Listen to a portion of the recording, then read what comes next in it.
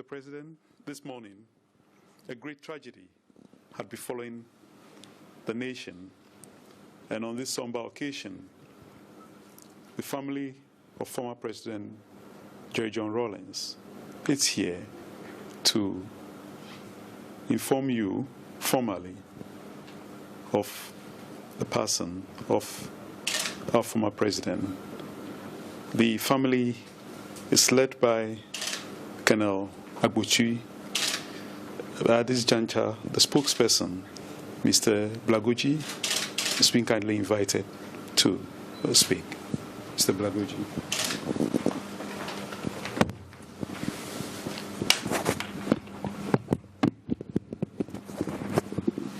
Thank you very much. His Excellency, the President of the Republic of Ghana, Nana Dankwa Akufo-Addo, Honorable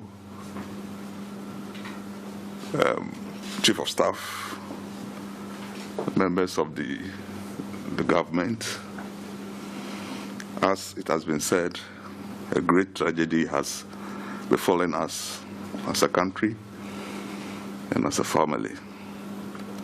Some 4 weeks ago, we were here to inform the presidency of the death of our mother, our grandmother, our sister, and the president, because of his special love for the ex-president, the former president, assisted us a lot in the burial of our mother. Just some few weeks or some few days after the burial,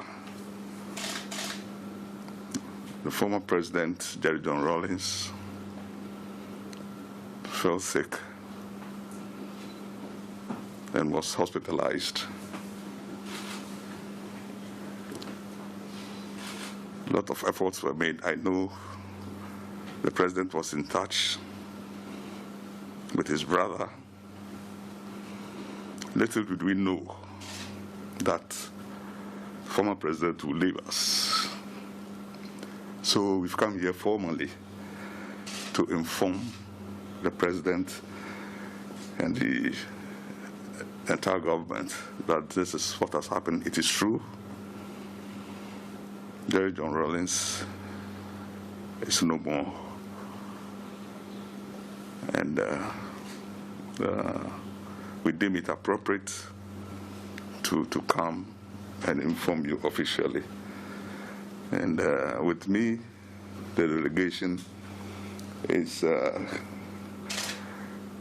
Colonel Joshua Botri,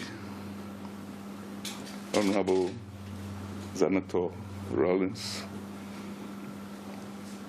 Mr. Michael Susudis, Santua Rawlings, Amina Rawlings, and then Cecilia Aholu, and then Richard, Uncle Richard, Bill Captain Richard Fojo. So we've come this evening to formally inform you of what has befallen us and has befallen the nation. Thank you very much.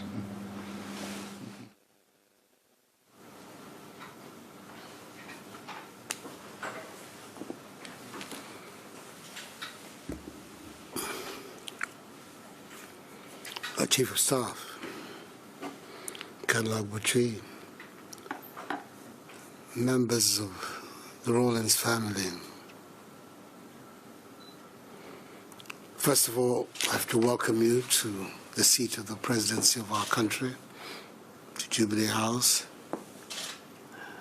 and extend my deepest condolence and sympathies to the family. To now, we have to call her his widow, children, brothers, cousins, entire family. I was given this information this morning when I arrived at the office. And I find it hard up to now to really incorporate, assimilate the information. There's a man of great vitality, dynamism and energy. It's very difficult to conceive of him as a dead body lying in a morgue. But then, I think one of the things that all of us have got to get used to is that the Almighty has His own plans for each one of us. And improbable as some things may be, nevertheless they happen.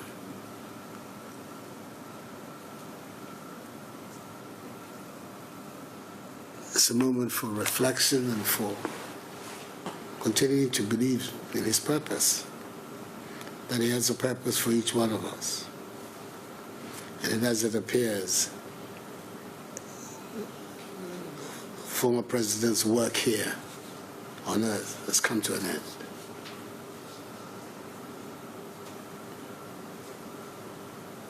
He and I had a tempestuous relationship going over many, many years.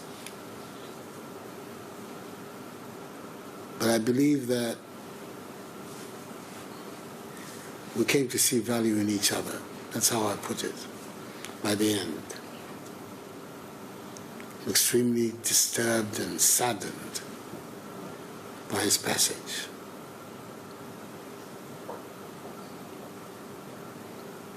He's not an ordinary Ghanaian. He was the first president of our Fourth Republic, a man who held the supreme office in Ghana, and therefore his passage has to be a matter for the Ghanaian nation. I know the feeling of family on such an occasion, but I think that you would understand if I say that on the death of such a man, precedence has to be given to the state of Ghana. So the Chief of Staff, their office, will be in touch with Colonel Abutri and the family, and Late Rawlings, for us to agree on how we proceed. Time for funeral, and all those things have to be agreed upon, but that the state has to pull out all the stops and make sure that he's given a most befitting and dignified exit.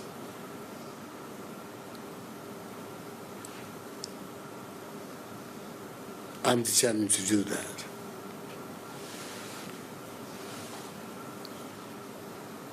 I think his contribution to this country's history is there for all to see.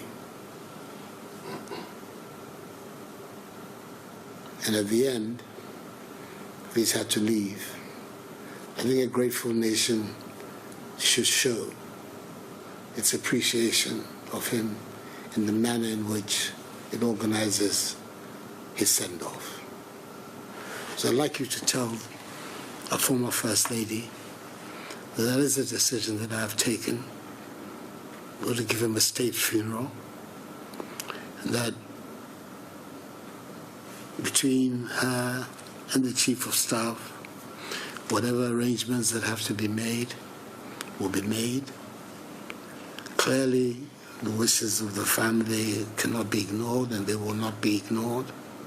But at the end of the day, the actual processes will be the processes of the Ghanaian nation.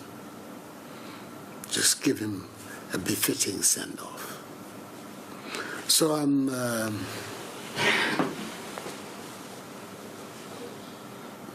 appreciate very much your coming to inform me fully and formally of this development.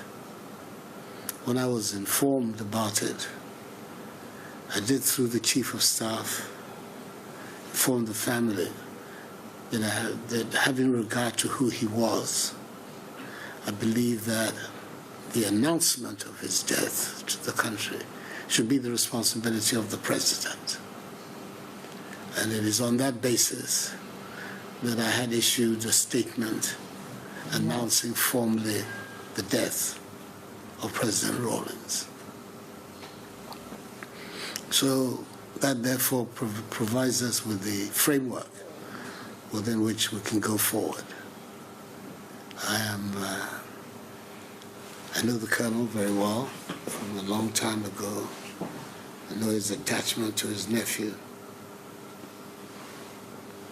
and the beautiful children. How they must be truly shattered by what has happened today. I extend my deepest condolence to you, to your sisters, and to your brother. It's not going to be an easy time for you these days ahead of us. But I'm sure that some of the strength in him is in you as well. So we'll find a way of being able to accommodate the development. I want to thank you once again for coming to give us this news in a formal manner. We're Ghanaians and we know how these things are done. But as I say, on the part of the state, no effort will be spared to make sure that the President is sent off like a president, a man who has held the highest office. For many people, the founder of the Fourth Republic, and we should honor him as such. His Excellency, we are thankful for your kind words and the plans that you have for the burial of the former President Jerry John Rawlings. Our hearts are very heavy at this time, and we just want to say thank you for all the promises, and we hope we'll give our brother fitting burial. Thank you. Yeah. As tradition demands, we brought some drinks to formally announce the death.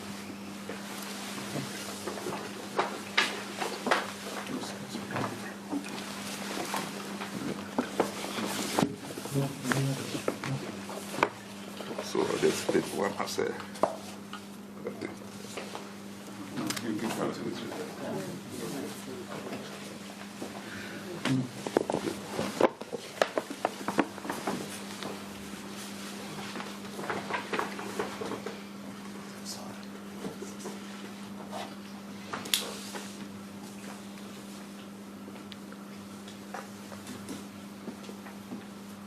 Thank you very much. The President may wish to have photos.